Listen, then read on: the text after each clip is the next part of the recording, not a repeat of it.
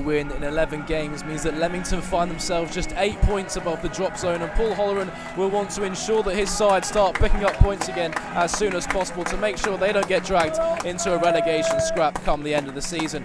Despite this, the Breaks are just 18 points off of Holleran's 50-point target he set at the start of the campaign, and with 15 games remaining, the Leamington manager will believe that his benchmark is certainly within reach. Leamington took a blow in midweek after it was announced that Kieran Dunbar will require knee surgery on an injury that he suffered at Boston last week. He's replaced once again by Ahmed Obeng in a side that sees one change, as Callum Gittins is preferred to Rhys Flanagan in the midfield. Altrincham name an unchanged 11 from their victory over Southport, and striker Jordan Hume is the Robins' top scorer, netting 11 league goals already this campaign, a tally he'll be looking to add to this afternoon. The home side conclude a very tricky January fixture list in which they've recorded 3 draws and 2 defeats, with a visit from 6th place Altrincham, who are in the midst of a heated race amongst a handful of teams looking to secure a playoff place.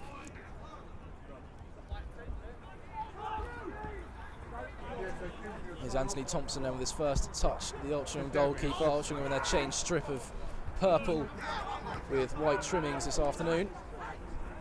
It's ball through to Jordan Hume, he could be in here. The man over is John Johnson, and Altrincham early danger sides from the away side. Jordan Hume allowed to turn when the ball was played into him. The overlap was John Johnson, took a touch, set himself, but struck just over the bar at Tony Breeden's near post. Leamington yet to put a foot on it. Here's Gittins meanwhile, loses out in the midfield. Here's Johnson gliding inside, still going Johnson, taking on Edwards. Edwards just committing the foul late there on Johnson from behind, just in front of the centre circle. Johnson looks to take quickly, and he'll switch the ball out to the right back, Andrew White. White onto his left foot, low delivery. It was Joe Clark fluffing his lines there, almost deflecting it into his own net off the outside of his left foot.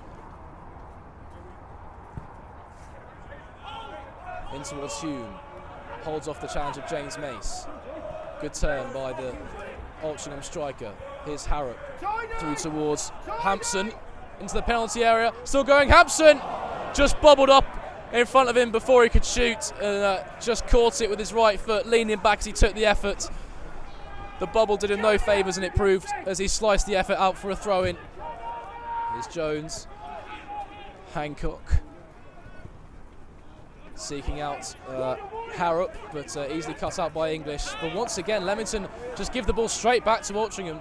Harrop wants it played through behind Junior English. Here he is on his left foot. Jamie Hood with the block. It'll be another Altrincham corner.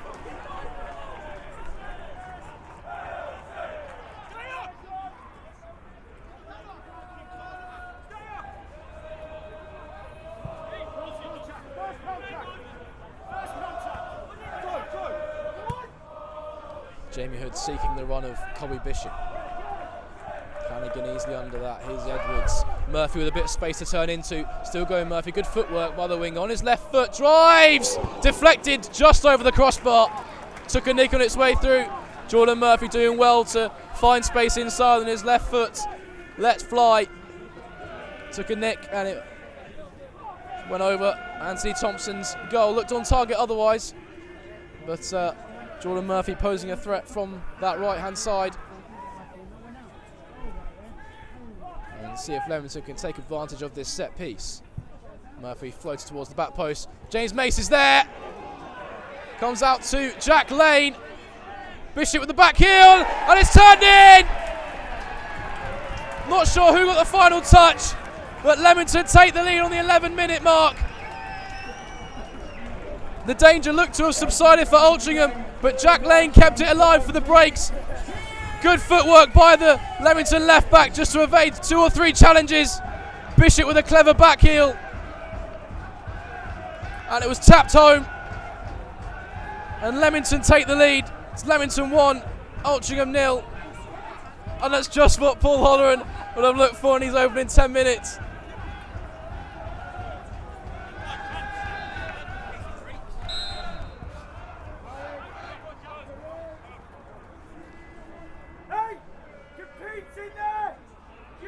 Jordan Murphy to take. Can Leamington double their lead from another set piece? Towards the back post, Edwards rising. English looking for his second of the game, just couldn't get over the effort. It was audacious from English. Unorthodox overhead kick from the right back, seeking his second of the game. Andrew White deciding the best course of action was to nod behind for a corner kick. Murphy swinging effort to the back post.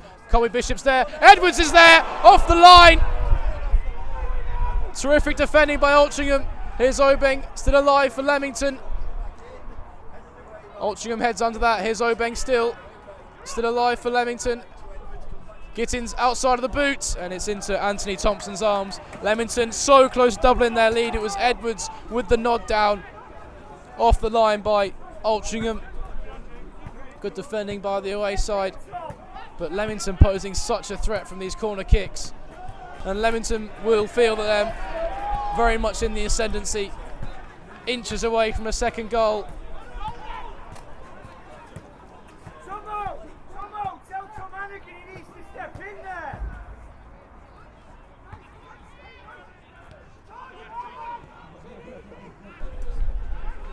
Jones is Richmond, is Hinnigan now. Hannigan seeking Harrop, who hasn't been as much of a danger as he posed in the opening 15 minutes, is Richmond now. Johnston, this looks promising for Altrincham, on his left foot inside, outside of his right foot into the area. Cleared by Leamington. Johnston again. Jack Lane does well, and Leamington could mount a counter-attack of their own. Bishop looking for an option, seeking out Jordan Murphy in acres of space on that right-hand side. Easily past Connor Hampson. Murphy still down that right-hand side. Jordan Murphy all the way, goes down. Penalty, Leamington. Fantastic play by Jordan Murphy down the right-hand side. He was well found by Colby Bishop. Had one thing in his mind when he received the ball. He's in acres of space. Easily waltzed past Connor Hampson like he wasn't there.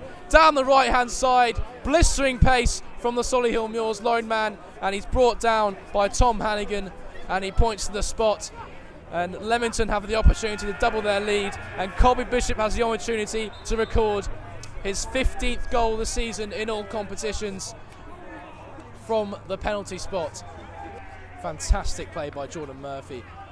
Frightening pace down that right-hand side. Leamington turning defence into attack in a heartbeat. And it concludes in the penalty being awarded to Leamington. And Colby Bishop with the chance to double Leamington's lead. And it's a chance that he takes, squeezed under the goalkeeper, Anthony Thompson. He got a hand on it, did the Altrincham goalkeeper, but not enough to keep it out. Colby Bishop recording his 15th goal of the season in all competitions. Leamington's front man, and he makes it Leamington 2, Altrincham 0 on the half an hour mark. Leamington fully deserved their lead. Soaked up about 10 minutes of pressure at the start of this game, but since then have come out and played attractive football, and it shows with their 2-goal cushion. Leamington 2, Altrincham 0. Very much in the ascendancy here, the home side. Pick the man, Max, pick the man. Here's Joe Clark, returns to Junior English. Clark inside. Junior English once again shapes the cross. It is his cross, inviting. There's Bishop. It's 3. Colby Bishop with his second of the game. And after not finding the net in over a month at the Phillips 66, Leamington have now found it 3 times in a half. Colby Bishop with Leamington's third of the game. It was a fantastic cross by Junior English. Bishop rose above his marker just to glance. The header past Anthony Thompson into the bottom corner. His 16th goal of the season in all competitions. A striker bang in form. And it's Leamington 3, Altrincham 0. Leamington running riot in this first half.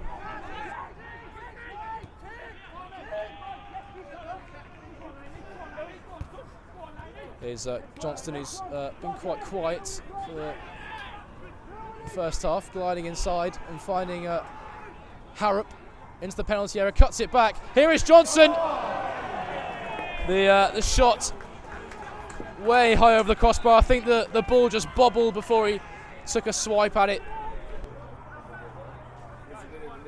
second time they went, right, I know this is when there's only one person on the road, and And Harrop, first time out, Breeden will be swiftly out of his goal to collect this one. Johnson put him under pressure, but he's found Jack Lane well. Acres of space in front of him then. Jack Lane making tracks up the left-hand side. Early ball in towards Bishop. Might come for Murphy. And the attempted clearance from Hampson deflected off his own goalkeeper and behind. Leamington inches away from a fourth, inches away from putting the game out of sight of Altrincham. Great play from Breeden and Jack Lane. It was the left-back's early ball in. Just wasn't confidently dealt with by Altrincham at all, and it's resulted in the Leamington corner kick.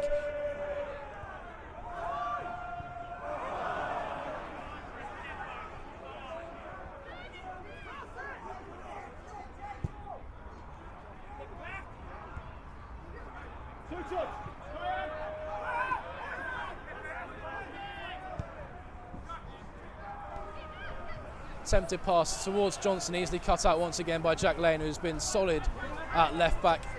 Let nothing get past him in that position, but he might face a challenge now. Here's Johnson as the rain starts to pour down here at the Phillips 66.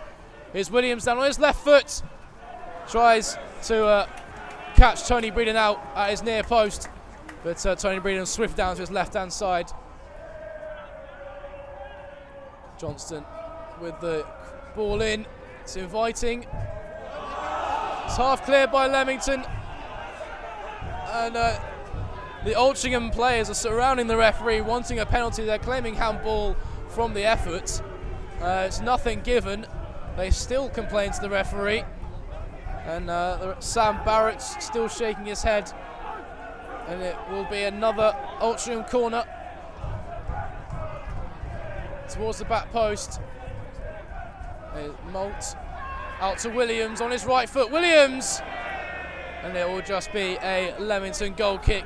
And still the Altrincham players complain to the referee.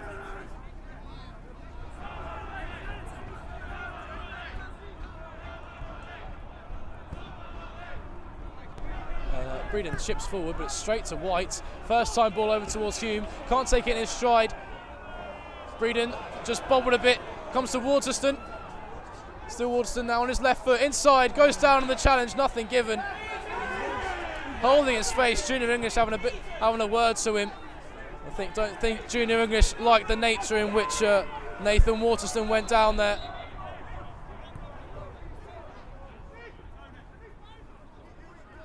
Use your common sense here.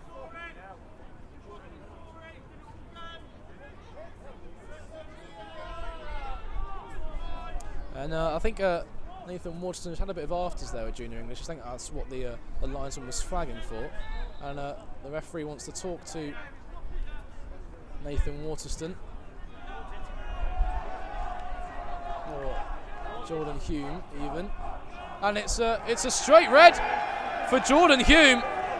Well, the Altrincham top goal scorer has been sent for an early shower here.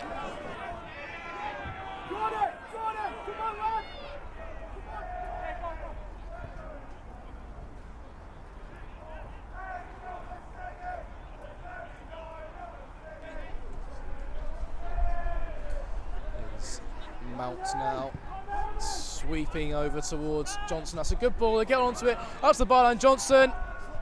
And it's off the post and back into the hands of Tony Breeden. That just about sums up Altrincham's afternoon. Took it well, struck, it deflected off of the bottom of Tony Breeden, off of the base of the post, and safely back into the hands of the Leamington goalkeeper. Short to Lane. Delivered with his left foot, inviting. There's Gittins. It's a good save by Thompson at his near post. And Altrincham will bring it away. So close there. Callum Gittins to adding a fourth.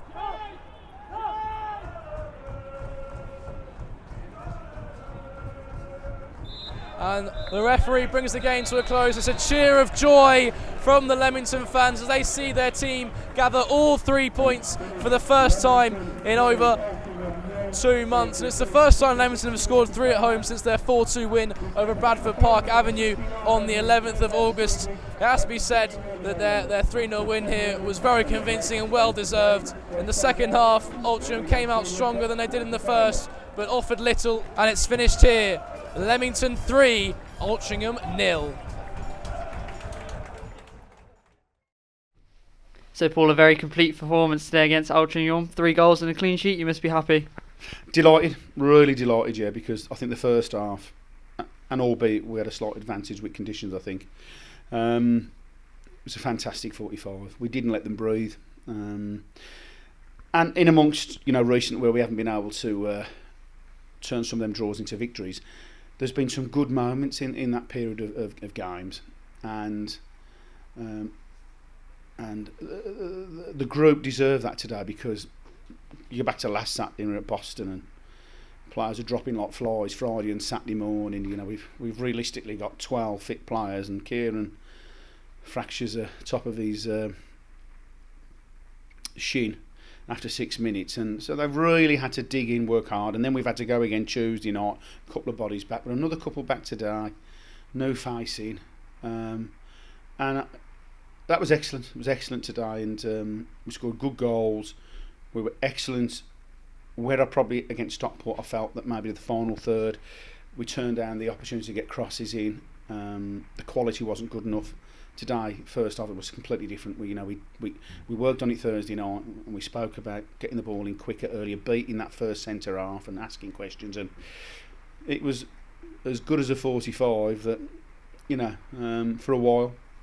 And when you haven't had when you haven't had such a great run, and people, the questions I've been asked this week, a lot of people referring to, since our last win, but we haven't lost many, and we've showed lots of character, and as long as you're doing that, and this team sort of bottom 3 or 4, if they'd have turned 7 or 8 of them losses into points, then they'd be in our position, so the points have been important. And the fact is, we've only lost 3 out of the last 16 games. That's another. So you can spin it around whichever way you want. So, in amongst all the injuries and suspensions and everything else, we've apart from a couple of occasions, we've kept at it at this division. We've competed, but I felt today we looked a little bit fresher.